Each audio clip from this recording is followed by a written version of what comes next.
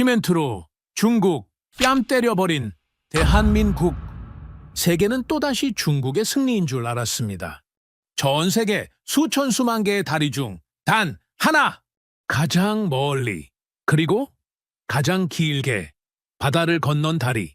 터키를 가로지른 세계 최장 현수교 차나칼레 대교. 언론은 떠들었습니다. 중국이 또 해냈다. 역시 중국 기술이 짱이야. 하지만 아무도 알지 못했습니다. 진짜 영웅은 조용히 그림자 속에 있었다는 것을 말이죠. 누군가는 거짓을 외쳤고 누군가는 묵묵히 세상을 지탱했습니다. 그리고 모두가 외면하던 그 진실을 끝까지 추적한 한 명의 기자가 있었습니다. 시멘트로 중국 뺨 때려버린 대한민국. 그녀의 이야기 지금 시작합니다. 그 전에 잠깐 1초 만에 누를 수 있는 좋아요 버튼을 꾹 눌러주시면 영상 제작에 아주 큰 힘이 됩니다. 그럼 바로 시작하겠습니다. 저는 제임스 러셀입니다. 월드 인프라 리포트의 수석 기자죠. 뉴욕에서 태어나 MIT에서 토목공학을 전공했고 이후 20년간 세계 40개국 이상의 인프라 현장을 취재해왔습니다. CNN, BBC, 뉴욕타임즈에 기고해왔고 국가별 기술 경쟁력 분석 분야에서는 나름 권위자로 불리고 있어요. 제 성격은 좀 까다로운 편입니다. 회의적이고 분석적이죠. 특히 국가 간 선전이나 과장된 발표에 대해서는 경계심이 강해요. 진실은 드러나야 한다. 기술은 말보다 결과로 증명된다는 게 제 신념이거든요. 그런 제가 이렇게 말씀드리는 이유가 있어요. 지금부터 들려드릴 이야기가 제 기자 인생을 통째로 뒤바꾼 사건이기 때문입니다. 2023년 3월 18일 오전 9시 32분 중국 외교부 공식 트위터 계정에서 한 줄의 트윗이 올라왔습니다. 세계 최장 현수교 차나칼레 1915 대교, 중국 기술이 만든 새로운 기적이다. 단 한 줄이었어요. 하지만 그 파급력은 상상을 초월했습니다. 30분 만에 1만 리트윗, 1시간 만에 5만, 댓글들이 쏟아졌어요. 중국이 또 해냈다. 이제 서구는 따라올 수 없어. 21세기는 중국의 시대다. 소셜미디어가 완전히 들끓었습니다. CNN이 가장 먼저 움직였어요. 중국 터키의 세계 최장 현수교 완성이라는 속보를 띄웠습니다. 로이터가 바로 따라붙었고요. China's Engineering Marvel Spans Turkish Waters라는 제목이었죠. 가디언은 한 발 더 나아가 How China is Reshaping Global Infrastructure라는 분석 기사까지 내보냈습니다. 블룸버그, 알자지라, 심지어 일본 NHK까지 전 세계 언론이 일제히 중국의 또 다른 기적이라는 제목으로 기사를 쏟아냈어요. 마치 미리 짜인 각본처럼 모든 외신이 같은 논조였습니다. 저 역시 그 순간만큼은 순수하게 감탄했어요. 중국이 세계를 또 한 번 놀라게 했구나. 모두가 그렇게 믿고 있었거든요. 2023m 주경간, 세계 최장 현수교. 중국이 해냈다면 분명 대단한 성취라고 생각했습니다. 홍콩 주하이 마카오 대교의 55km 해상 교량, 하이난 해협 대교의 혁신적 공법. 그들의 인프라 기술력은 이미 세계가 인정하는 수준이었으니까요. 그때 편집장 데이비드 윌슨의 전화가 울렸어요. 40년 경력의 베테랑 기자 출신인 그는 목소리부터 달랐습니다. 제임스, 지금 뉴스 봤나? 차나칼레 대교 말씀이시죠? 인상적이네요. 인상적인 정도가 아니야. 중국이 또 판을 바꾸고 있어. 홍콩 주하이 마카오 대교 때도 그랬지만 이번엔 더 크다. 2023m 주경간이라고? 이건 단순한 건설 프로젝트가 아니야. 그러게요. 기술적 난이도도 엄청날 것 같고. 바로 그거야. 자네가 직접 가서 확인해봐. 어떤 기술을 썼는지, 중국의 인프라 역량이 어느 수준까지 왔는지 제대로 파악해야 한다고. 터키까지요? 꽤 멀긴 하지만 그래야 해. 현장을 봐야 진짜를 안다. 특히 이런 메가 프로젝트는 더더욱 그렇지. 사진과 자료만으론 한계가 있어. 게다가 요즘 중국이 1대1로 프로젝트로 전 세계에 뻗어나가고 있잖아. 이 대교가 그 상징적 사례가 될 수도 있다고. 확실히 그렇네요. 터키는 유럽과 아시아를 잇는 전략적 요충지이기도 하고 마야, 지정학적 의미도 크고 기술적 의미도 크다. 자네만한 전문가가 직접 보고 써야 할 이야기야. 편집장의 목소리엔 확신이 가득했습니다. 저 역시 마찬가지였고요. 중국의 인프라 기술력은 이미 세계가 인정하는 수준이었으니까요. 이틀 후 저는 이스탄불 공항에 내렸습니다. 3월에 터키는 쌀쌀했지만 맑았어요. 차나칼레까지는 차로 4시간 거리였습니다. 운전기사는 현지인이었는데 대교 이야기만 나오면 눈이 반짝였어요. 오, 차나칼레 다리 정말 대단해요.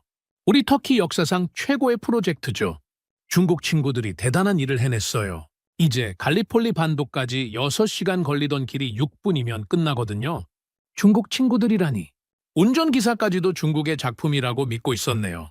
이 다리가 완공되면서 지역 경제가 완전히 바뀌었어요. 관광객도 많이 늘었고 물류도 훨씬 빨라졌고요. 정말 우리 삶을 바꾼 다리예요. 가는 내내 머릿속으론 이미 기사 제목을 짜고 있었죠. 중국 터키 해협의 새로운 역사를 놓다. 1대1로의 걸작, 차나칼레 대교, 중국 기술력의 새로운 지평, 뭐 이런 식으로 말입니다. 창밖으로 지나가는 터키 시골 풍경을 보면서도 머릿속은 온통 중국 기술에 대한 생각뿐이었어요. 하이난 해협 대교의 혁신적 공법, 홍콩 주하이 마카오 대교의 인공섬 기술. 그들이 이번엔 또 어떤 기술적 혁신을 보여줄지 기대가 됐거든요. 오후 3시쯤 차나칼레 191호 대교가 눈앞에 나타났습니다. 그 순간 저는 말문이 막혔어요. 사진으로 본 것과는 차원이 달랐습니다. 우선 규모부터가 압도적이었어요. 붉은색 주탑이 하늘을 찌를 듯 솟아있는데 높이만 해도 318m. 뉴욕의 크라이슬러 빌딩과 비슷한 높이였거든요. 수천 개의 케이블이 다르다넬스 해협을 가로질러 마치 거대한 하프현처럼 펼쳐져 있었습니다. 길이는 2023m. 터키 공화국 건국 100주년을 상징하는 숫자죠. 바다 위에 떠 있는 그 거대한 구조물을 보니 인간의 기술력이 어디까지 왔는지 새삼 놀라웠어요. 해가 기울어가는 시간이라 주탑의 붉은색이 더욱 선명하게 보였습니다. 바람에 살짝 흔들리는 케이블들, 그 아래로 유유히 흘러가는 컨테이너선들. 정말 한 폭의 그림 같았어요. 20년간 세계 각지의 인프라를 봐온 저도 이런 감동은 처음이었습니다. 이 정도면 정말 기술의 결정체구나. 중국이 이런 걸 해냈다고? 믿기지 않는군. 차에서 내려 대교를 바라보며 중얼거렸습니다. 중국이 해냈다면 분명 엄청난 기술력의 집약체일 거라고 확신했거든요. 모든 각도에서 완벽해 보였어요. 다음날 본격적인 취재를 시작했습니다. 첫 인터뷰 상대는 터키 교통부 인프라 담당관 메흐메트 오즈칸이었어요. 40대 중반의 차분한 엔지니어였습니다. 안경을 쓴 모습이 꽤 지적으로 보였고 영어도 유창했어요. 안녕하세요. 월드 인프라 리포트 제임스 러셀입니다. 이 놀라운 대교에 대해 이야기를 나누고 싶어서 왔습니다. 반갑습니다. 무엇이든 물어보세요. 이 프로젝트는 우리 터키의 자랑거리니까요. 우선 중국 기술진과의 협력은 어땠나요? 이런 대규모 프로젝트에서의 기술 이전이나 노하우 공유 과정이 궁금해서요. 그때였습니다. 메흐메트가 고개를 갸우뚱하며 말했어요. 죄송한데요, 중국이요? 이 대교는 한국이 만들었습니다. 순간 제 귀를 의심했습니다. 뭔가 통역에 문제가 있었나 싶어서 다시 천천히 물어봤어요. 네? 뭐라고 하셨죠? 한국이요? 차나칼레 1915 대교의 주 시공사는 한국 기업들입니다. DLNC와 SK에코플랜트가 컨소시엄을 이루어서 건설했어요. 설계부터 시공까지 모든 걸 담당했습니다. 제 머릿속이 하얗게 변했습니다. 전 세계가 중국의 기적이라고 떠들어댔는데 정작 만든 건 한국이라고요? 그럼 중국은 일부 철골 자재를 납품했을 뿐입니다. 설계부터 시공, 핵심 기술까지 모두 한국이 담당했어요. 터키 정부가 공식 발표한 내용이기도 하고요. 잠깐만요. 그런데 중국 외교부에서 공식적으로 중국 기술이라고 발표했는데 메흐메트가 쓴웃음을 지었습니다. 기자님, 저희도 그 소식 들었어요. 좀 당황스러웠죠. 계약서를 보시겠어요? 공식 문서에 다 나와 있습니다. 주계약자가 누구인지, 기술 제공자가 누구인지, 이 다리를 만든 게 한국이라고요? 저는 그 말을 의심했습니다. 아니, 의심할 수밖에 없었어요. 전 세계 언론이, CNN이, 로이터가 모든 외신이 중국 기술이라고 보도했는데 정작 현장에선 한국이라니. 사실을 확인하러 온 나에게 첫 대면부터 진실이 균열을 내기 시작했습니다. 나는 기자다. 그런데 지금 내가 믿는 사실이 거짓일 수도 있다는 생각이 머릿속을 파고들었어요. 혹시 제가 잘못 이해한 건 아닐까요? 주요 기술은 중국이 제공하고 시공만 한국이 담당한 건 아닌가요? 아니에요. 핵심 기술, 특히 내진 설계와 해상 기초공사 기술은 모두 한국 것입니다. 이런 대형 현수교 건설에서 한국은 세계 최고 수준이거든요. 그날 밤 호텔에서 잠을 이루지 못했습니다. 머릿속이 너무 복잡했거든요. 만약 정말로 한국이 만든 달이라면 왜 전 세계가 중국의 기적이라고 믿고 있는 걸까요? 중국 외교부의 트윗은 뭐였을까요? 그리고 더 중요한 건 왜 저는 처음부터 한국 가능성을 생각해보지 않았을까요? 기자로서 제 선입견이 진실을 가리고 있었던 건 아닐까요? 다음날 아침, 저는 새로운 마음가짐으로 현장에 나갔습니다. 중국의 기적을 취재하러 온 기자가 아니라 진실을 찾는 기자로 말입니다. 과연 이 거대한 다리의 진짜 주인은 누구일까요? 이 다리는 정말 중국이 만든 걸까요? 그날 밤 잠 못 이룬 채로 새벽을 맞았습니다. 머릿속이 너무 복잡했거든요. 세계 언론이 모두 중국이라고 했는데 현장에선 한국이라니 도대체 진실이 뭘까요? 아침 6시 다시 현장으로 향했습니다. 이번엔 눈을 더 크게 뜨고 봤어요. 정말 한국의 흔적이 있는지 확인해보자는 마음이었죠. 공사 현장 입구부터 뭔가 달랐습니다. 게이트에 걸린 안전수칙 안내판에 터키어, 영어와 함께 한글이 적혀 있었어요. 안전모 착용 필수, 안전 제일. 한국 건설 현장에서 보던 익숙한 문구들이었습니다. 더 안쪽으로 들어가니 본격적으로 보이기 시작했어요. 작업복에 DLENC, SKENC 로고가 선명하게 새겨져 있었습니다. 중장비에도 현대건설기계, 두산인프라코어 스티커가 붙어 있고요. 이건 단순한 하청이 아니다. 속으로 중얼거렸습니다. 하청업체라면 이렇게 곳곳에 자사 로고를 붙이지 않거든요. 이건 명백히 주도적 참여의 흔적이었어요. 현장 사무소 건물로 들어갔습니다. 복도 벽에 걸린 공정표를 보니 더욱 확실해졌어요. 설계 DLNC, 시공관리 SK 에코플랜트, 품질관리 한국건설기술연구원, 모든 핵심 부문이 한국 기업들 이름으로 적혀 있었습니다. 그때 한 터키 엔지니어가 다가왔어요. 40대 초반의 건장한 남성이었는데 영어를 꽤 잘했습니다. 안녕하세요. 저는 아흐메트 카라한입니다. 이 프로젝트 현장 엔지니어예요.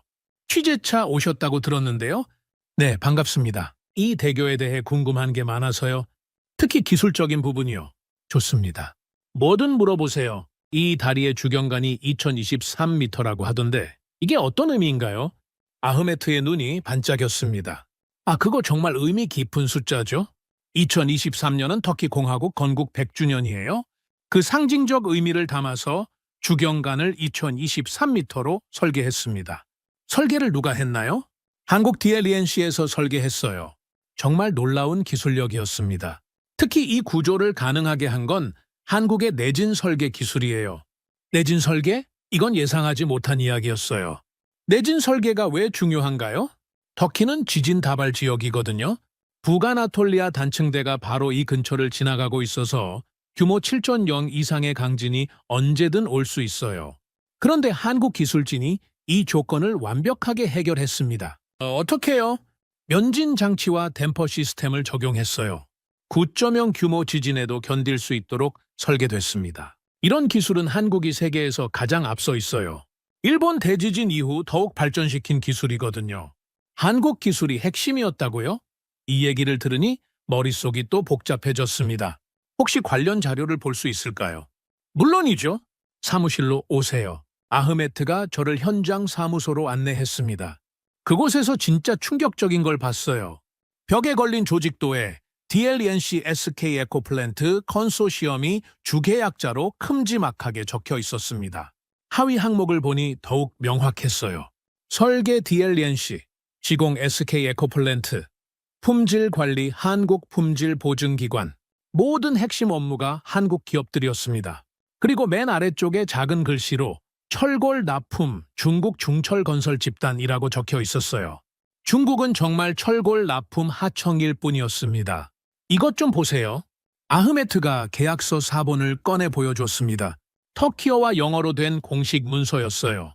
주계약자 DLNC SK 에코플랜트 컨소시엄, 계약 금액 28억 달러, 공사기간 2017년에서 2022년, 제 눈으로 직접 확인했습니다. 공식 계약서에 명시된 주계약자는 한국 기업들이었어요. 그럼 중국 기업은? 여기 보시면 하청업체 명단에 나와 있어요. 철골 구조재 납품이라고 되어 있죠. 전체 공사에서 차지하는 비중은 15% 정도예요. 지금껏 세상이 알고 있던 건 완전히 틀렸습니다. 주인공은 한국이었고 중국은 하청업체 중 하나일 뿐이었어요. 노트북을 켜서 급하게 검색해봤습니다. 터키 정부 공식 홈페이지에 들어가 차나칼레 대교 관련 자료를 찾아봤어요. 그리고 거기서 공식 발표문을 발견했습니다. 차나칼레 1915 대교는 터키 한국 우호의 상징으로 한국의 우수한 기술력과 터키의 비전이 결합된 프로젝트입니다. 터키 정부도 공식적으로 한국 기술이라고 인정하고 있었어요. 그럼 중국 외교부 트윗은 도대체 뭐였을까요? 아흐메트 씨, 혹시 중국에서 이 다리를 자기들이 만들었다고 주장하는 거 아세요? 아흐메트가 난처한 표정을 지었습니다. 네, 들었어요. 솔직히 좀 당황스럽죠. 철골 자재만 납품했는데 전체 프로젝트를 자기들 것이라고 하니까요. 그럼 실제 핵심 기술은 모두 한국에서 나왔어요. 특히 해상 기초공사 기술이 정말 대단했습니다. 수심 40m 바닷속에 기초를 놓는 건데 조류가 너무 세서 일반적인 방법으론 불가능했거든요. 어떻게 해결했나요? 한국팀이 특수공법을 개발했어요. 조류 패턴을 분석해서 최적의 시공 시기를 계산하고 특수 케이슨 공법으로 기초를 완성했습니다. 이런 기술은 한국이 세계에서 유일해요. 점점 더 명확해졌습니다. 기술의 핵심은 모두 한국이었어요. 설계부터 시공까지 가장 어려운 부분들을 모두 한국이 해결했습니다. 그럼 품질 관리는 어떻게 했나요? 한국식 품질 관리였어요. 정말 까다롭더라고요. 콘크리트 강도 하나하나까지 다 체크했습니다. 나사 하나도 초음파 검사를 했어요. 초음파 검사까지요. 네. 한국 팀이 말하길 작은 결함도 허용할 수 없다고 하더라고요. 100년은 견뎌야 할 구조물이니까요. 그 집요함이 정말 인상적이었어요. 이 대화를 나누면서 저는 묘한 감동을 느끼기 시작했습니다. 한국이라는 이름은 어디까지나 조용했지만 결정적이었거든요. 소리내지 않고 묵묵히 일했지만 가장 중요한 부분은 모두 한국이 담당했습니다. 마지막으로 하나만 더 물어볼게요. 이 프로젝트에서 가장 인상 깊었던 점이 뭐예요? 아흐메트가 잠시 생각하더니 말했습니다. 한국 엔지니어들의 자세였어요. 그들은 자랑하지 않았어요. 그냥 묵묵히 최선을 다했습니다. 기술적 문제가 생기면 밤새워서라도 해결책을 찾아냈고요. 그리고 항상 안전을 최우선으로 생각했어요. 안전을요? 네, 한국팀이 늘 하던 말이 있어요. 기술은 사람을 지키기 위해 존재한다고요. 그래서 모든 설계가 안전 중심이었습니다. 그 순간 저는 뭔가 깨달았습니다. 이건 우연이 아니라는 걸요? 구조 자체가 한국의 기술력을 증명하고 있었습니다. 조용하지만 확실하게, 소리내지 않지만 결정적으로 사무실을 나오면서 편집장에게 전화를 걸었습니다. 데이비드 저예요. 제임스, 어때? 중국 기술 어느 정도야? 그게 이야기가 좀 달라요? 뭐가? 중심은 한국이에요. 중국은 하청일 뿐이었어요. 전화 너머로 잠시 침묵이 흘렀습니다. 확실해? 공식 계약서까지 확인했어요. 주계약자는 한국 기업들이고 핵심 기술도 모두 한국 것입니다. 그럼 지금까지 보도된 건 잘못된 거죠. 전 세계가 착각하고 있었어요. 이거 큰일인데. 자네 확실한 거지? 네? 이제 새로운 의문이 생겼어요. 왜 세계는 이 사실을 모른 걸까요? 그리고 중국은 왜 자기들 것이라고 주장한 걸까요? 계속 봐봐. 이건 단순한 기술 기사를 넘어선 이야기가 될 것 같아. 전화를 끊고 다시 현장을 바라봤습니다. 내가 본 현장의 로고는 모든 것을 말해주고 있었습니다. 도면과 계약서, 그 안에 숨겨진 진짜 주인공은 따로 있었어요. 이제 저는 완전히 다른 관점에서 이 다리를 보게 됐습니다. 중국의 기적이 아니라 한국의 조용한 완벽함을 찾아가는 여정으로 말이죠. 과연 한국은 어떤 기술로 이 불가능해 보이는 프로젝트를 완성한 걸까요? 다음 날 오전, 저는 한국 현장 사무소를 찾았습니다. 이제는 중국이 아닌 진짜 주인공들을 만나볼 차례였거든요. 사무소 입구에는 DLNC SK 에코플랜트 컨소시엄이라는 간판이 걸려 있었어요. 더 이상 의심할 여지가 없었습니다. 접수 데스크에서 인터뷰 요청을 했습니다. 월드 인프라 리포트 기자 제임스 러셀입니다. 이 프로젝트 책임자분과 인터뷰가 가능할까요? 잠시만 기다려주세요. 10분 후 한 분이 나오셨어요. 50대 초반으로 보이는 차분한 인상의 남성이었습니다. 키가 크고 어깨가 넓었는데 안경 너머로 보이는 눈빛이 인상적이었어요. 확신에 찬 눈빛이었거든요. 안녕하세요. 김도현입니다. 이 프로젝트 총괄 책임자를 맡고 있습니다. 김도현 씨는 영어를 유창하게 했지만 말투는 신중했어요. 한마디 한마디를 정확하게 전달하려는 느낌이었습니다. 반갑습니다. 이 놀라운 프로젝트에 대해 이야기를 나누고 싶어서 왔습니다. 환영합니다. 우리는 조용히 일하지만 정확히 합니다. 무엇이든 물어보세요. 첫 대화부터 뭔가 달랐어요. 과시하거나 자랑하려는 기색이 전혀 없었습니다. 그냥 담담하게 사실을 이야기하겠다는 자세였어요. 우선 이 프로젝트의 기술적 난이도가 궁금합니다. 세계 최장 현수교라고 하는데 김도현 씨가 천천히 말했습니다. 2023m 주경가는 분명 도전적인 길이었어요. 하지만 더 큰 문제는 환경이었습니다. 터키는 지진 다발 지역이고 다르다넬스 해협은 조류가 매우 세죠. 여기에 강풍까지 고려해야 했습니다. 구체적으로 어떤 조건들인가요? 이 다리는 9.0 지진, 시속 320km 강풍, 2.5m 해일을 견뎌야 합니다. 동시에 발생할 가능성도 염두에 뒀고요. 9.0 지진이요. 그건 2011년 일본 대지진과 같은 규모였어요. 그런 극한 조건을 어떻게 해결하셨나요?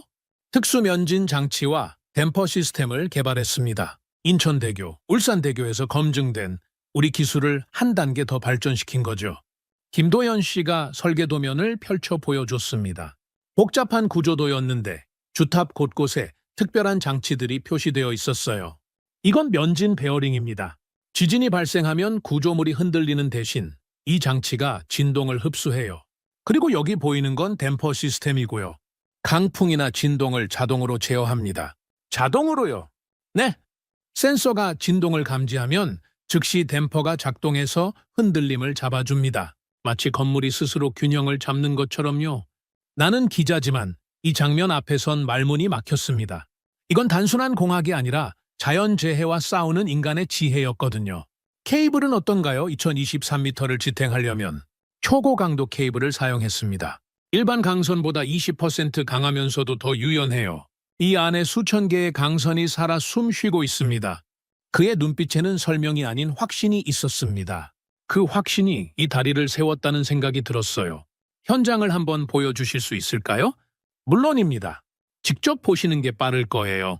김도현 씨와 함께 대교 현장으로 나갔습니다. 안전모를 쓰고 주탑 근처까지 가니 정말 압도적이었어요. 높이 398m의 붉은 주탑이 하늘을 찌를 듯 솟아 있었습니다. 여기 보시면 면진 장치가 설치되어 있어요. 김도현 씨가 주탑 하부를 가리켰습니다. 커다란 원형 장치가 여러 개 보였어요. 이게 지진이 와도 다리를 지켜주는 거군요. 맞습니다. 하지만 더 중요한 건 해저 기초공사였어요. 여기 조류가 워낙 세서 일반적인 방법으로는 불가능했거든요. 어떻게 해결하셨나요? 차나칼레 공법이라고 부르는 특수 공법을 개발했습니다. 조류 패턴을 6개월간 분석해서 최적의 시공 타이밍을 찾아냈어요.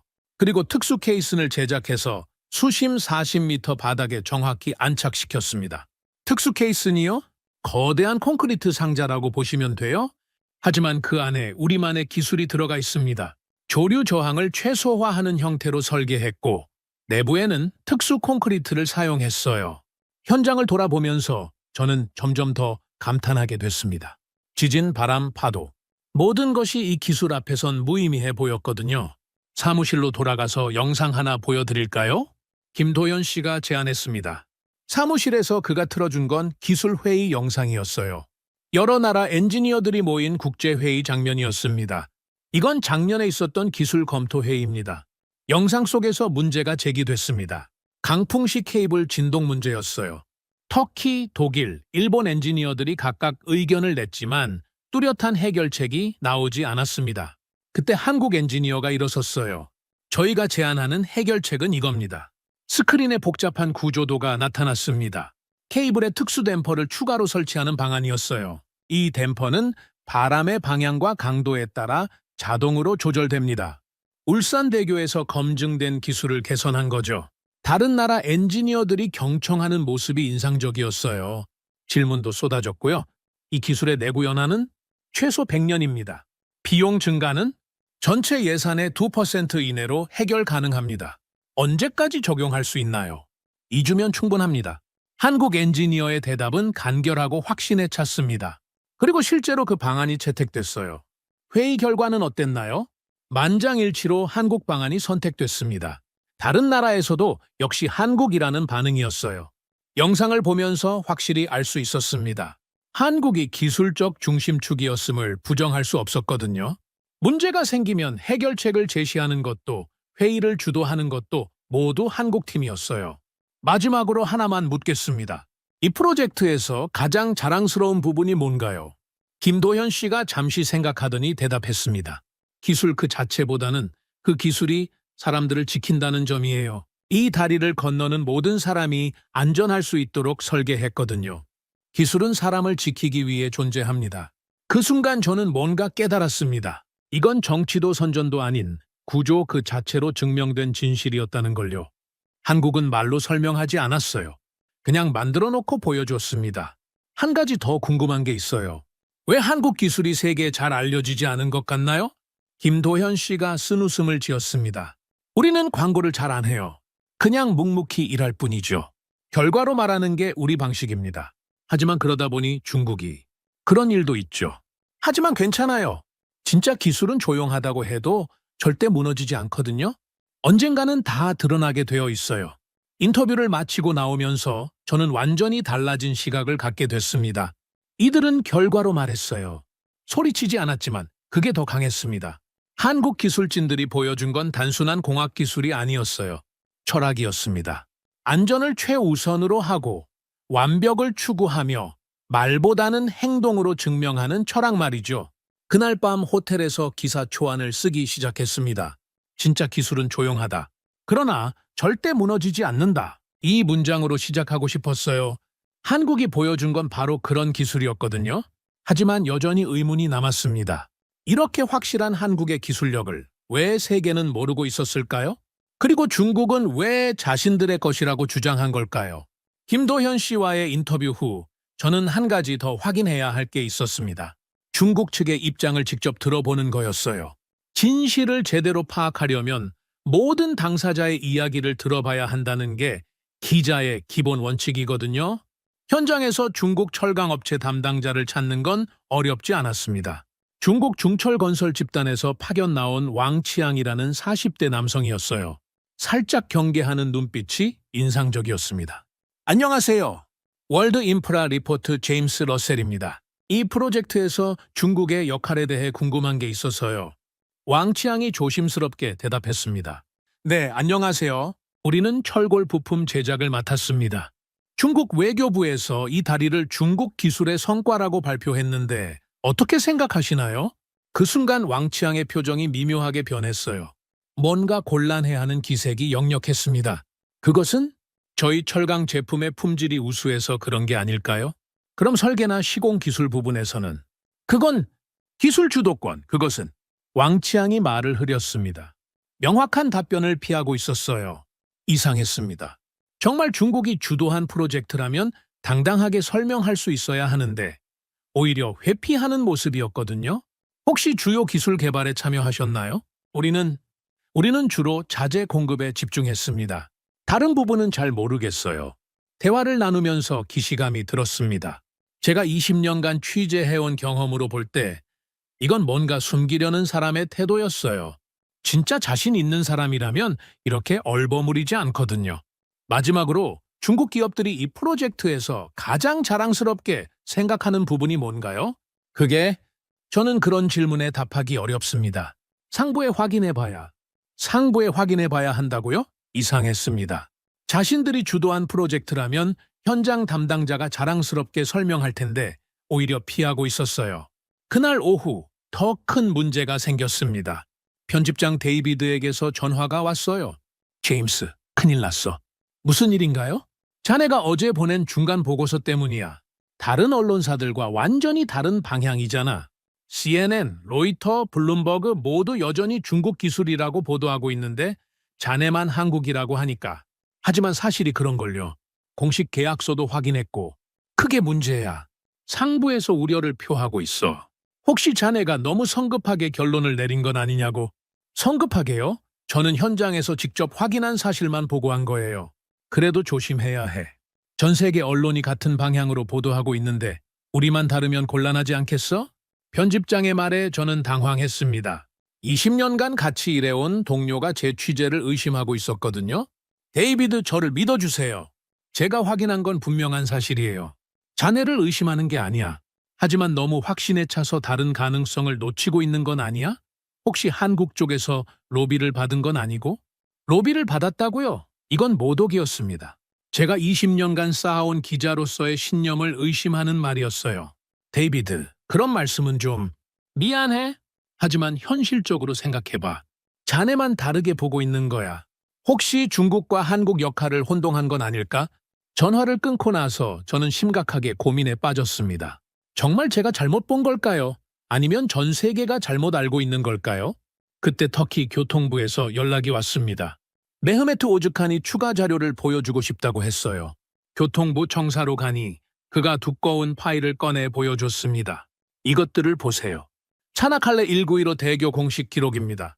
첫 번째 문서는 터키 정부와 DLENC SK 에코플랜트 컨소시엄 간의 본계약서였어요. 터키어, 영어, 한국어로 작성된 공식 문서였습니다.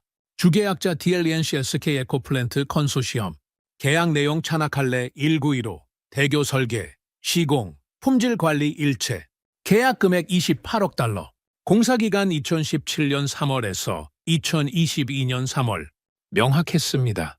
주계약자는 한국 기업들이었어요. 두 번째 문서는 하청업체 명단이었습니다. 거기에 중국 중철건설 집단이 나와 있었어요. 하청 내용 철골 구조재, 제작 및 납품, 하청 금액 4억 2천만 달러, 전체 대비 비중 15%. 중국은 정말 하청업체였습니다. 그것도 전체의 15%만 담당하는 부분 하청이었어요. 세 번째 문서는 기술 제공업체 명단이었습니다. 내진 설계 한국건설기술연구원, 해상기초공사 DLENC 기술연구소, 케이블기술 SK 에코플랜트 기술팀, 품질관리 한국품질보증기관, 핵심 기술은 모두 한국에서 나왔습니다. 중국은 단순히 철골만 납품했을 뿐이었어요. 이건 조작이 아니다. 기록된 진실이다. 속으로 중얼거렸습니다. 이건 선택의 문제가 아니었어요. 명백한 사실이었습니다. 메흐메트 씨, 이 자료들을 복사해도 될까요? 물론입니다. 공개 가능한 자료들이에요. 터키 정부는 투명하게 공개하고 있거든요. 자료를 받아들고 호텔로 돌아가는 길에 저는 복잡한 심경이었습니다. 분명한 증거가 있는데도 왜 세계는 모르고 있는 걸까요? 그리고 왜 저 혼자 이 진실을 마주하고 있는 걸까요? 호텔 방에서 노트북을 켜고 곰곰 생각해봤습니다. 그리고 뼈아픈 깨달음을 얻었어요. 나는 처음부터 한국을 배제했었다. 중국 외교부 트윗을 보자마자 저는 당연히 중국의 성과라고 받아들였습니다. 한국이 이런 대규모 프로젝트를 주도할 수 있다는 생각 자체를 하지 않았어요. 중국이 당연하다고 여겼던 그 순간부터 나는 기자가 아니었다. 기자는 편견 없이 사실을 봐야 하는데 저는 선입견을 갖고 접근했던 거예요. 중국의 인프라 기술력이 뛰어나다는 건 사실이지만 그렇다고 해서 모든 대형 프로젝트가 중국 것이라고 단정할 수는 없는 거였거든요. 더 깊이 생각해보니 제 오만함이 드러났습니다. 한국을 과소평가했던 거예요. 아시아에서 중국만이 이런 기술력을 가질 수 있다고 편견을 갖고 있었습니다. 이건 내 오류였다. 내가 잘못 봤던 거다. 그때까지 제가 써온 기사들을 돌아봤어요.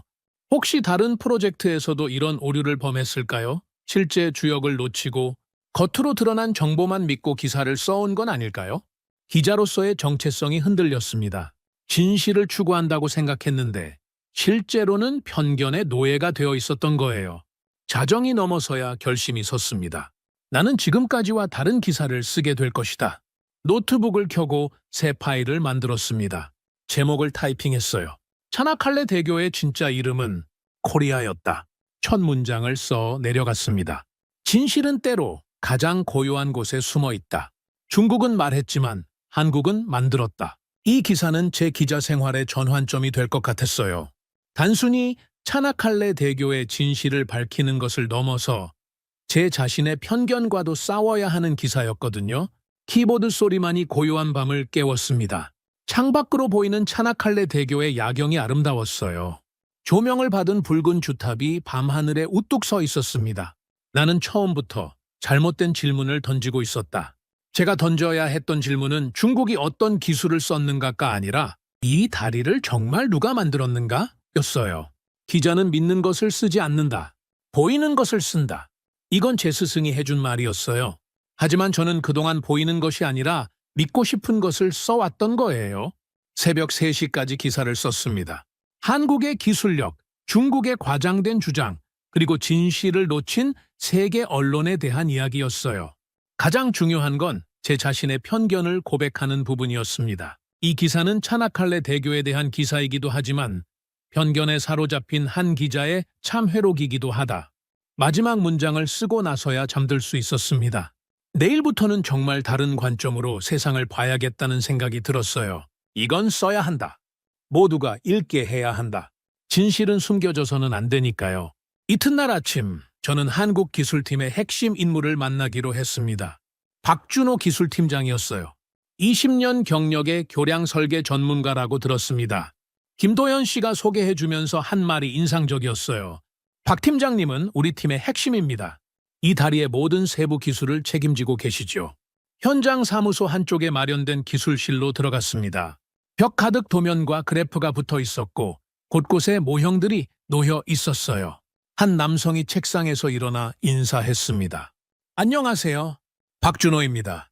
50대 초반으로 보이는 그는 차분하지만 단단한 인상이었어요. 안경 너머로 보이는 눈빛이 매우 집중되어 있었습니다. 말투도 신중했지만 그 안에 확신이 담겨 있었어요. 반갑습니다. 이 놀라운 기술에 대해 자세히 듣고 싶어서 왔습니다. 박준호 팀장이 미소를 지으며 말했습니다. 기술은 사람을 지키기 위해 존재합니다. 그것만 기억하시면 돼요. 첫 마디부터 뭔가 달랐습니다.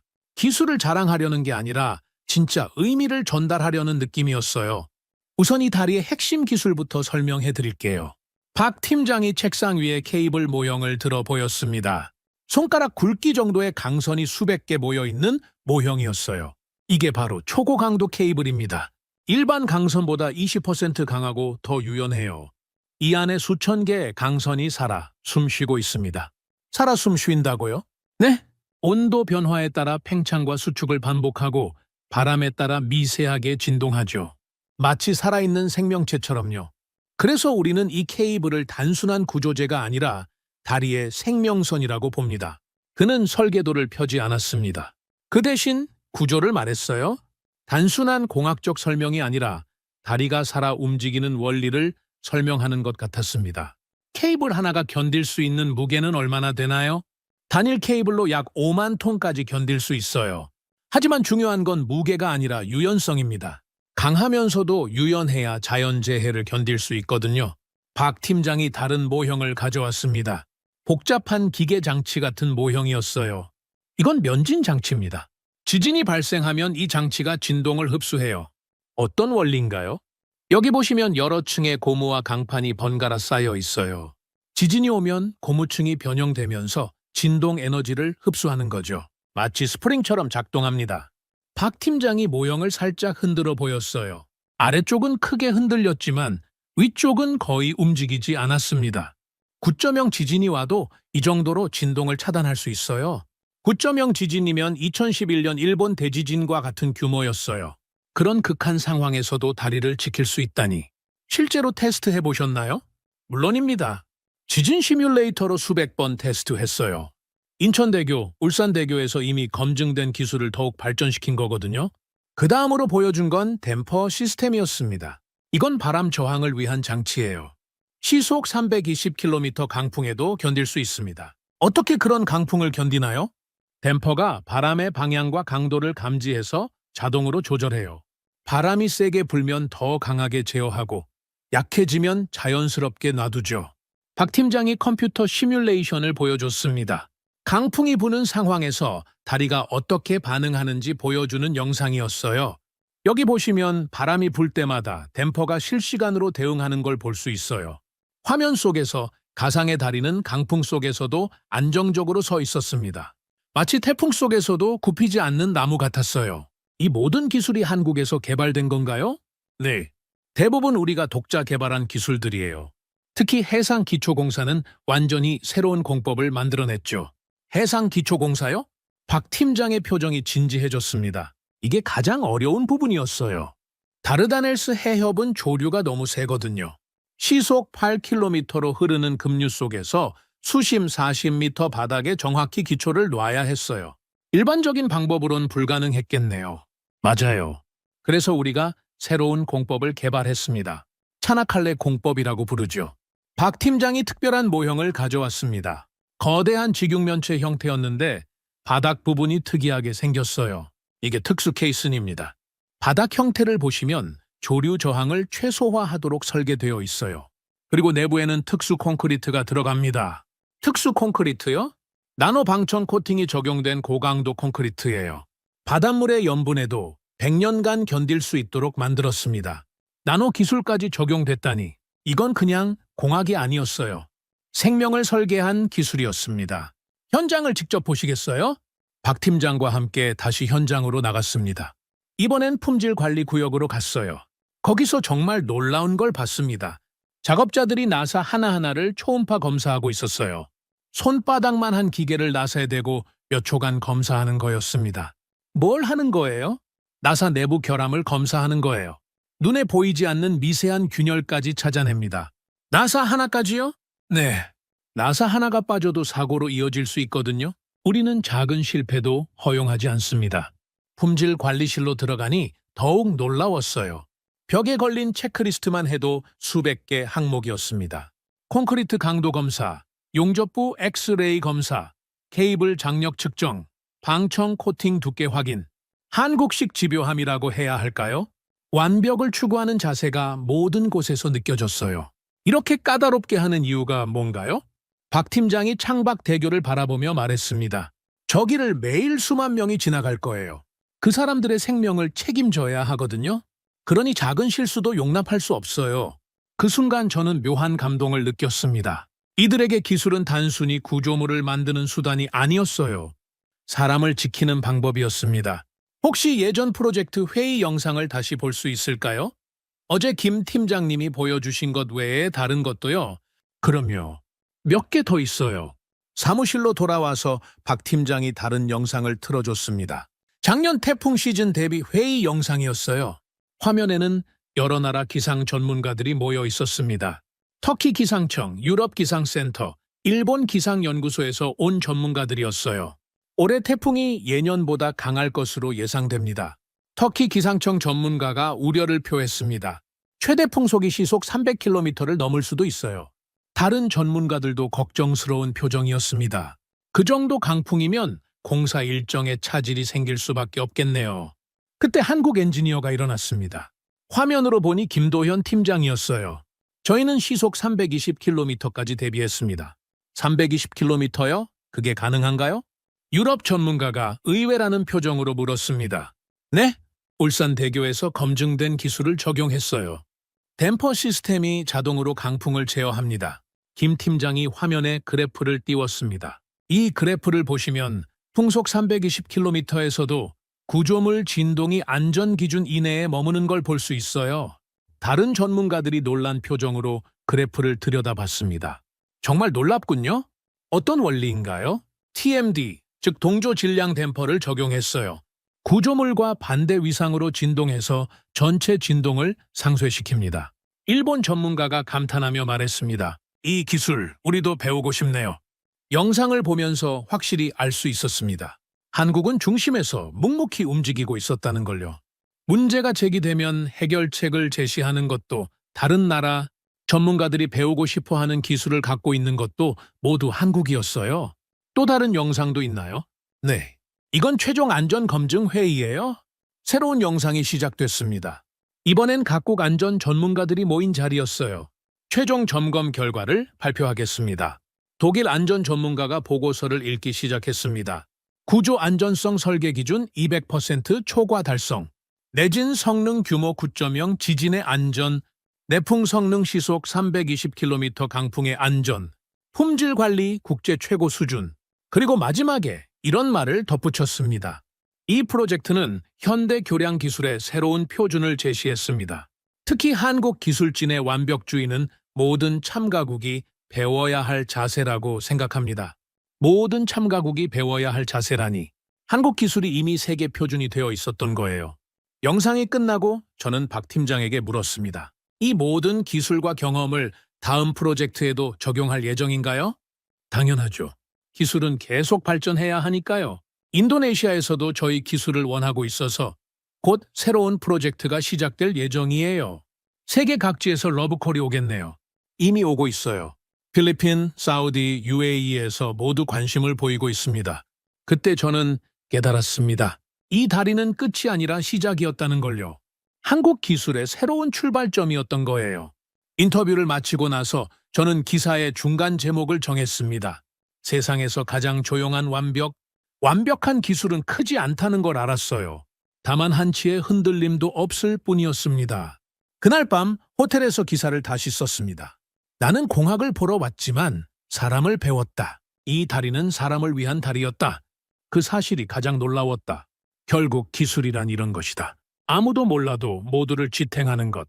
새벽까지 써내려간 기사는 제 기자 생활의 새로운 장을 여는 글이 될 것 같았어요. 이 진실을 세계에 남겨야 한다는 사명감이 들었습니다. 박준호 팀장과의 인터뷰를 마친 다음 날 상황이 급변했습니다. 아침에 일어나자마자 인터넷 뉴스를 확인했는데 심상치 않은 기사들이 보이기 시작했어요. 중국 글로벌 타임즈에서 한국 기술 기여도 과장됐다는 제목의 기사가 나왔습니다. 내용을 읽어보니 가슴이 답답했어요. 차나칼레 대교 건설에서 한국의 역할이 과장되고 있다. 핵심 기술과 자재는 여전히 중국이 제공했으며 한국은 단순 시공만 담당했을 뿐이다. 말도 안 되는 내용이었어요. 제가 직접 확인한 계약서와 기술 자료들을 완전히 뒤집는 주장이었거든요. 더 문제는 이 기사가 다른 언론에도 영향을 미치기 시작했다는 거였어요. 일부 유럽 언론들도 한국 기술력 논란 같은 제목으로 후속 기사를 내기 시작했습니다. 편집장 데이비드에게서 또 전화가 왔어요. 제임스, 상황이 복잡해지고 있어. 중국 측 반박 기사 말씀이시죠? 그래. 그리고 일부 동료 언론사들도 자네 보고서에 의문을 제기하고 있어. 혹시 너무 성급하게 결론을 내린 건 아니냐고? 데이비드, 저는 공식 문서를 근거로 알아. 하지만 지금 전 세계가 혼란스러워하고 있다고. 도대체 뭐가 진실인지 모르겠다는 거야? 그럼 어떻게 하죠? 당신 기사 초안 제출 직전 흔들림 지금 이걸 써도 될까? 좀 더 신중하게 접근하자. 추가 확인이 필요할 것 같아. 전화를 끊고 나서 저는 혼란에 빠졌습니다. 제가 확인한 사실들이 분명한데 왜 이런 논란이 일어나는 걸까요? 혹시 제가 놓친 부분이 있는 걸까요? 그때 현장에서 긴급 상황이 발생했습니다. 호텔 창문으로 보니 차나칼레 대교 쪽에서 사이렌 소리가 들려왔어요. 급하게 현장으로 달려갔습니다. 현장에 도착하니 모든 작업이 중단된 상태였어요. 작업자들이 안전한 곳으로 대피하고 있었습니다. 무슨 일인가요? 현장 관리자에게 물어봤습니다. 갑자기 강풍 경보가 발령됐어요. 시속 280km 돌풍이 몰려온다고 합니다. 280km 돌풍이요? 그건 태풍급 바람이었어요. 지금 공사 중인 케이블 구간이 위험합니다. 긴급히 작업을 중단하고 안전 조치를 취해야 해요. 현장 곳곳에서 긴급 대응이 시작됐습니다. 크레인은 하강시키고 임시 구조물들은 고정시키고 작업자들은 모두 대피시켰어요. 무정위에서 긴박한 목소리들이 들려왔습니다. 케이블 구간 진동 감지됨, 레벨 3 경보 발령, 모든 인원 즉시 대피, 반복한다. 모든 인원 즉시 대피, 기상청 업데이트, 최대 풍속 시속 290km로 상향 조정, 바람이 점점 세져왔어요. 멀리서 보니 케이블 구간이 실제로 흔들리고 있었습니다. 거대한 다리가 바람에 흔들리는 모습은 정말 무서웠어요. 그때 한국 기술진들이 모여들기 시작했습니다. 김도현 팀장과 박준호 팀장이 급하게 달려왔어요. 상황은 어떻습니까? 김 팀장이 현장 관리자에게 물었습니다. 케이블 진동이 계속 증가하고 있습니다. 안전 기준치에 근접했어요. 박 팀장이 태블릿을 보며 말했습니다. 댐퍼 시스템 가동하겠습니다. 지금 상황에서 효과가 있을까요? 터키 엔지니어가 걱정스럽게 물었습니다. 예상된 시나리오였습니다. 우리가 설계할 때부터 이런 상황을 염두에 뒀어요. 김 팀장의 목소리는 차분했습니다. 전혀 당황하는 기색이 없었어요. 시스템 가동 시작합니다. 박 팀장이 태블릿을 조작하기 시작했습니다. 그러자 신기한 일이 일어났어요. 흔들리던 케이블이 점점 안정되기 시작한 거였습니다. TMD 시스템 정상 작동 중, 진동 레벨 하강, 무정의에서 안도의 목소리가 들려왔어요. 면진 장치도 자동으로 작동하고 있습니다. 주탑 진동이 안정화되고 있어요. 정말 놀라웠습니다. 극한의 강풍 속에서도 다리가 스스로를 지키고 있었어요. 이게 한국 기술의 핵심입니다. 박 팀장이 제게 설명했습니다. 댐퍼 시스템이 바람의 패턴을 실시간으로 분석해서 최적의 대응을 합니다. 인간이 개입할 필요가 없어요. 30분 정도 지나자 상황이 완전히 안정됐습니다. 강풍은 여전히 불고 있었지만 다리는 더 이상 흔들리지 않았어요. 주변에 있던 외국 엔지니어들이 탄성을 질렀습니다. 인크레더블! 이건 예술이야! 독일 엔지니어가 감탄했습니다. 이런 자동 제어 시스템은 처음 봐요. 정말 혁신적이에요. 일본 엔지니어도 놀란 표정이었습니다. 한국 기술이 이 정도일 줄은 몰랐습니다. 터키 기술자들도 박수를 쳤어요. 브라보! 한국팀! 그 순간 저는 확신했습니다. 이 다리는 진짜로 준비되어 있었다는 걸요. 위기가 와야 진짜가 드러난다고 하는데 오늘 그 진짜를 봤습니다. 한국 기술진들은 전혀 자랑하지 않았어요. 그냥 담담하게 일을 처리했을 뿐이었습니다. 마치 이런 상황이 당연한 것처럼요. 이런 상황은 자주 있나요? 김 팀장에게 물어봤습니다. 터키는 강풍이 잦은 지역이에요. 그래서 처음부터 이런 극한 상황을 고려해서 설계했습니다. 시스템이 정상 작동하고 있다는 증거죠. 시스템 개발에 얼마나 걸렸나요? 3년 정도 걸렸어요. 울산대교 데이터를 바탕으로 터키 환경에 맞게 개선했거든요. 3년간의 연구 끝에 만들어진 시스템이 오늘 그 진가를 발휘한 거였어요. 현장을 떠나면서 저는 완전히 다른 마음이 됐습니다. 아침에 느꼈던 혼란과 의심이 모두 사라졌어요. 세상은 의심했지만 이 구조는 스스로를 증명했거든요. 호텔로 돌아와서 바로 기사를 완성했습니다. 위기가 와야 진짜가 드러난다. 오늘 그 진짜를 봤다. 이 문장으로 시작했어요. 이 구조는 위기를 위해 존재했다. 그리고 완벽하게 통과했다. 오늘 목격한 장면들을 생생하게 써내려갔습니다. 강풍 경보부터 시스템 작동, 외국 엔지니어들의 반응까지 모든 걸 기록했어요. 그 순간 이 다리는 인간의 공포보다 더 강했다. 자연의 위력보다 더 지혜로웠다. 기사를 다 쓰고 나서 편집장에게 전화했습니다. 데이비드, 기사 완성했어요. 어떤 내용인가? 오늘 현장에서 직접 목격한 일이에요. 강풍 상황에서 한국 기술의 진가가 드러났습니다. 구체적으로 오늘 있었던 일을 자세히 설명했습니다. 280km 돌풍, 자동 대응 시스템, 외국 엔지니어들의 감탄까지요. 와, 이제는 누구도 부정 못해. 편집장의 목소리에 확신이 돌아왔어요. 중국 측 반박이나 다른 언론의 의심도 이제 의미 없어. 현실이 모든 걸 증명했으니까. 네, 기술은 말로 증명되는 게 아니라 결과로 증명되는 거였어요. 기사 바로 송고해. 이건 단독 특종이야. 기사를 송고하고 나서 창밖을 바라봤습니다. 차나칼레 대교가 야경 조명을 받으며 아름답게 서 있었어요. 오늘 그 거대한 구조물이 자연과 싸워 이기는 모습을 봤습니다. 이 다리는 흔들리지 않았다. 진실도 마찬가지다. 이 문장을 기사 마지막에 추가했어요. 그날 밤 처음으로 깊이 잠들 수 있었습니다. 더 이상 의심하거나 혼란스러워할 필요가 없었거든요. 진실은 스스로를 증명했으니까요. 한국 기술은 조용했지만 확실했습니다. 말이 아닌 결과로, 선전이 아닌 구조로 자신을 증명했어요. 내일부터는 세계가 이 진실을 받아들이게 될 것 같았습니다. 기사를 송고한 다음 날 아침, 제 핸드폰이 쉴 새 없이 울렸습니다.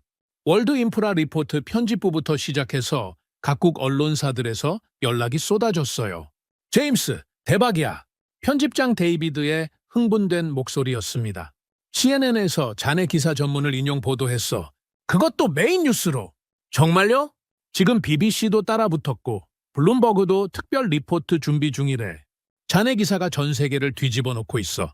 황급히 인터넷을 켜봤습니다. 정말 놀라웠어요. CNN 메인 페이지에 차나칼레 대교의 진짜 주역은 한국이라는 제목이 크게 떠 있었습니다.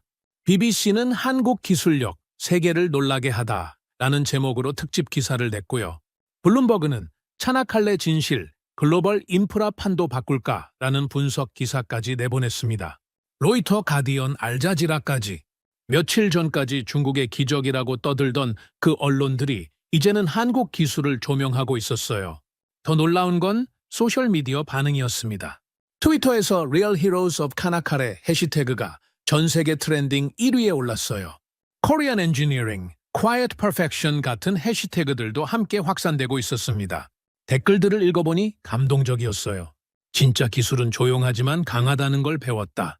한국이 이런 기술력을 가지고 있었다니 정말 놀랍다. 앞으로는 한국 기술을 더 주목해야겠다. 하지만 가장 주목할 만한 변화는 중국 측 반응이었습니다. 처음에 중국 기술의 기적이라고 대서특필했던 그 외교관 계정을 확인해 봤는데 해당 트윗이 삭제되어 있었어요. 대신 새로운 트윗이 올라와 있었습니다. 차나칼레 1915 대교는 국제협력의 성과입니다. 모든 참여국의 기여를 존중합니다. 완전히 다른 톤이었어요. 더 이상 중국 기술이라는 주장은 하지 않았습니다. 중국 글로벌 타임즈도 기존 기사를 수정했어요. 한국 기술 기여도 과장됐다던 제목을 차나칼레 대교 아시아 기술 협력의 모범으로 바꿨습니다. 내용도 완전히 달라져서 한국의 기술적 기여를 인정하는 방향으로 수정됐고요. 진실은 결국 말이 아니라 기록으로 남는다. 속으로 중얼거렸습니다. 오후에는 터키 정부에서 공식 브리핑을 열었습니다. 레제프 코슈클 교통부 장관이 직접 나서서 발표했어요. 차나칼레 1915 대교는 터키와 한국의 우수한 기술 협력으로 완성된 프로젝트입니다. 장관의 발표는 명확했습니다. 한국 DLNC와 SK 에코플랜트의 뛰어난 기술력 없이는 이 위대한 다리가 존재할 수 없었을 것입니다. 특히 내진 설계와 해상기초공사 기술은 세계 최고 수준이었습니다. 터키 정부는 한국을 자랑스러운 기술 파트너로 인정하며 앞으로도 지속적인 협력을 원합니다. 기자들의 질문도 쏟아졌어요. 그럼 중국의 역할은 어떻게 평가하시나요? 중국도 중요한 파트너였습니다. 하지만 역할은 명확히 구분됩니다. 한국은 설계와 시공의 주체였고 중국은 자재 공급 파트너였습니다. 기술적 난이도 측면에서는 어떤가요?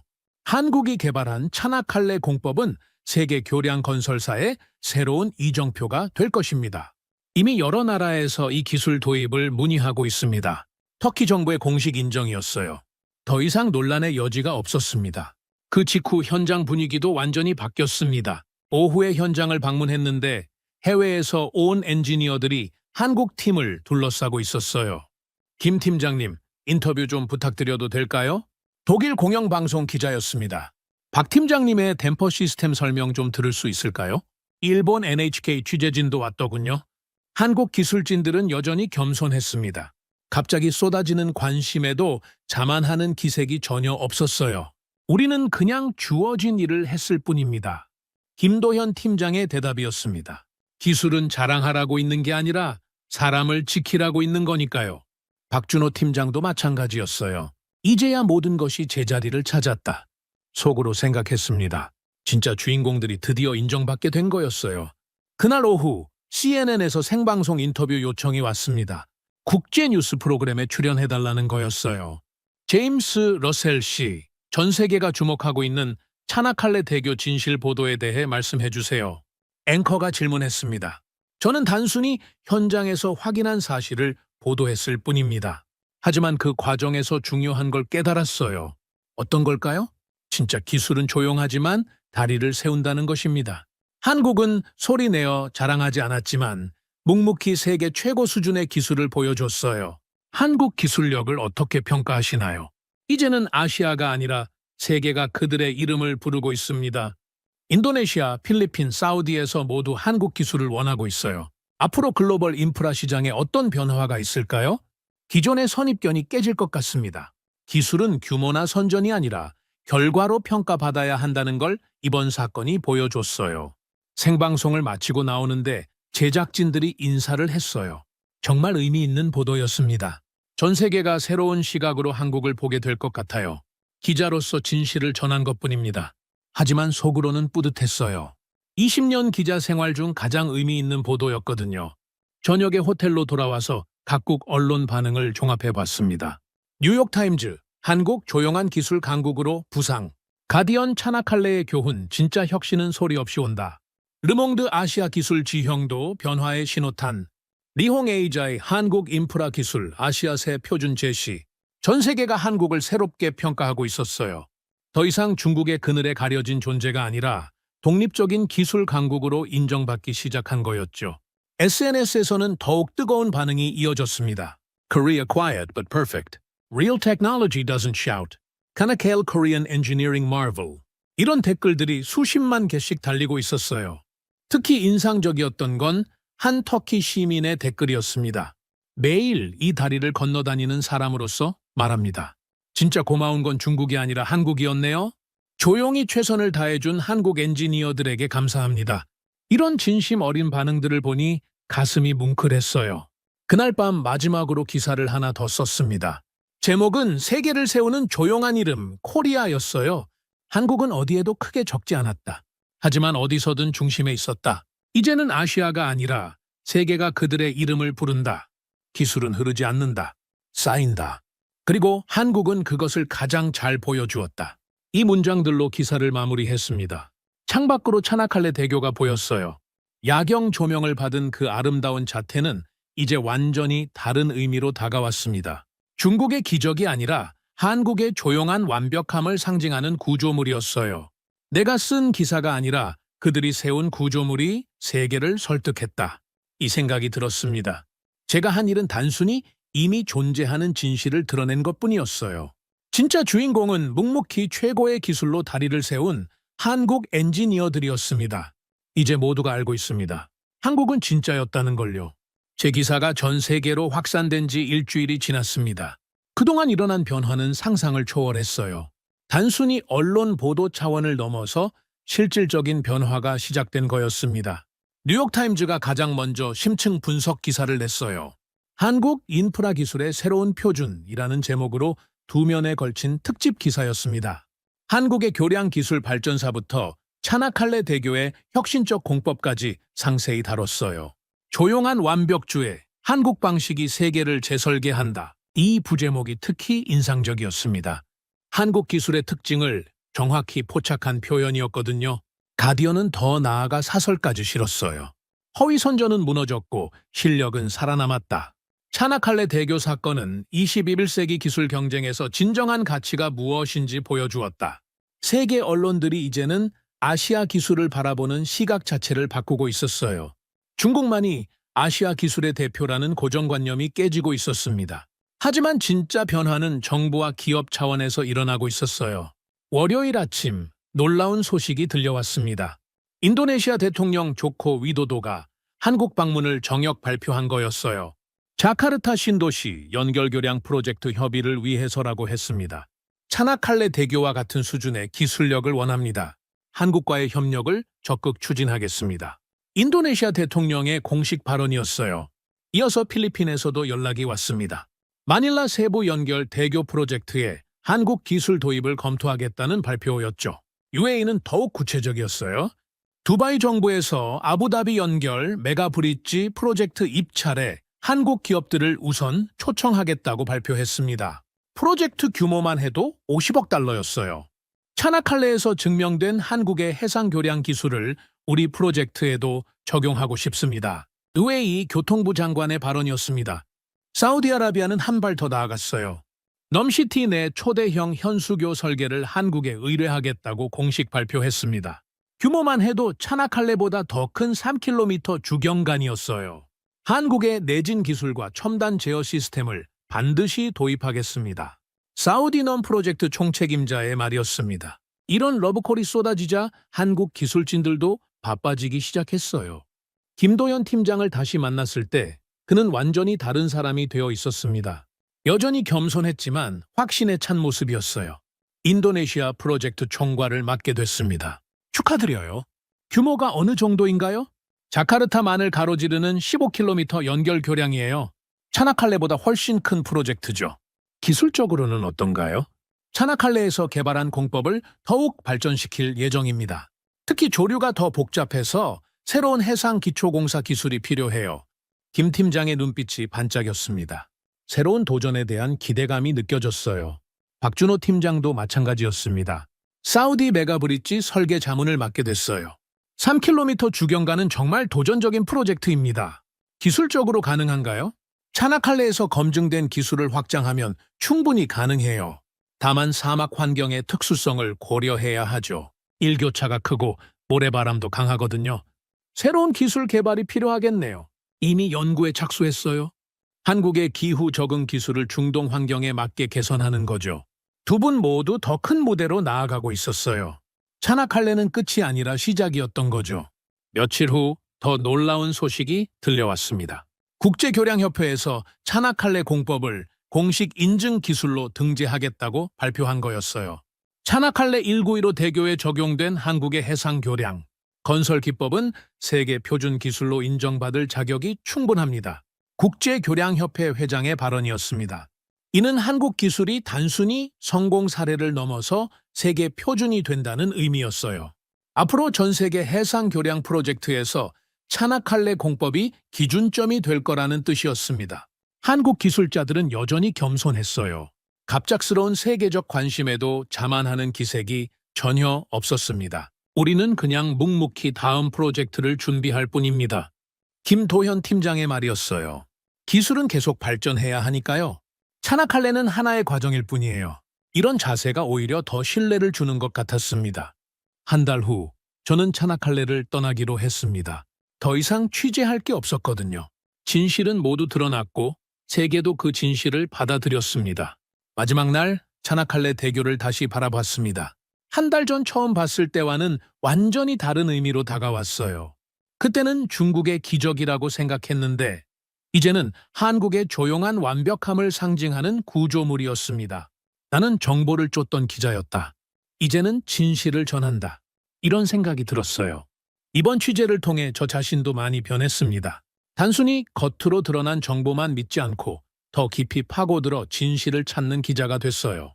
공항으로 가는 길에 한국 기술진들이 배웅을 나왔습니다.